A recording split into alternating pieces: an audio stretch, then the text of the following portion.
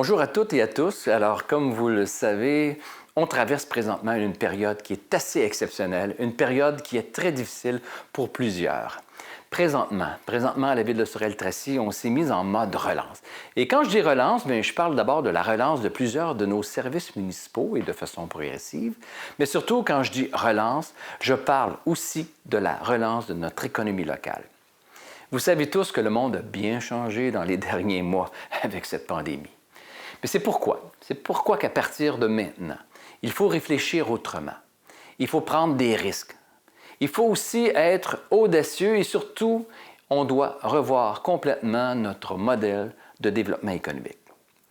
D'abord, le Conseil a récemment adopté une première série de mesures, des mesures concrètes. À titre d'exemple, pour quelques exemples que je peux vous donner pour les restaurateurs.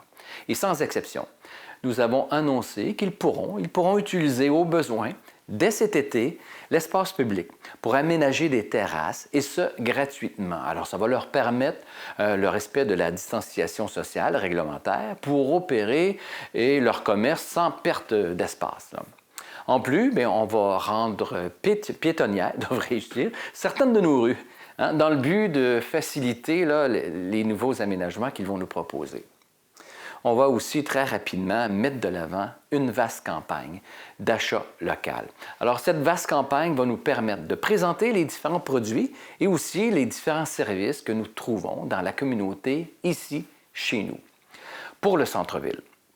Et aussi pour d'autres secteurs de la ville, soit Tracy ou ailleurs, cet été, nous allons travailler à embellir. On va travailler aussi à verdir et animer de façon sécuritaire nos espaces publics. Pour l'ensemble de nos commerçants, je vous rappelle que dernièrement, on a adapté notre politique d'approvisionnement tout en respectant les exigences de la loi sur les cités et villes pour les achats de 100 000 $ et moins. Alors, ce qui permet à la ville d'injecter en achat chez nous plus de 8,1 millions de dollars dans notre économie locale et d'encourager concrètement nos différents commerces. Pour nos jeunes sportifs, compte tenu de l'interdiction pour le bureau, l'interdiction par le Bureau de la santé publique de jouer en équipe cet été, bien, on va faire l'achat d'équipements d'entraînement individuels. À titre d'exemple, pour nos équipes de soccer et nos équipes baseball, et il y en aura d'autres aussi. On va maintenir le service de livraison avec les chauffeurs de taxi coop. Ça fonctionne très bien pour nos commerçants et je veux prendre le temps de remercier Rio Tinto et aussi la Chambre de commerce pour leur implication dans ce beau projet. Pour le transport collectif, Taxibus, que vous connaissez bien, mais présentement, il y a un rabais de 35 % pour tous les billets achetés et c'est valide jusqu'à la fin du mois de mai. Alors, ça va faciliter vos déplacements.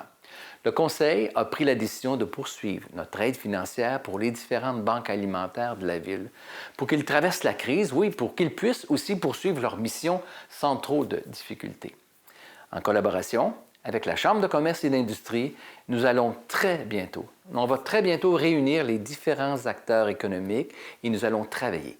On va travailler d'arrache-pied pour transformer notre économie, créer des nouveaux emplois et de la richesse collective sur notre territoire. On vous invite à vous impliquer et à nous faire part de vos différents besoins. Parce que c'est ensemble que nous sortirons plus forts et grandis de cette terrible épreuve. En terminant, permettez-moi un merci bien spécial à tous les travailleurs des services essentiels et aussi à tous les travailleurs de la santé qui sont au front au quotidien et qui veillent sur nous en cette période difficile. Merci d'être là. À très bientôt, les amis.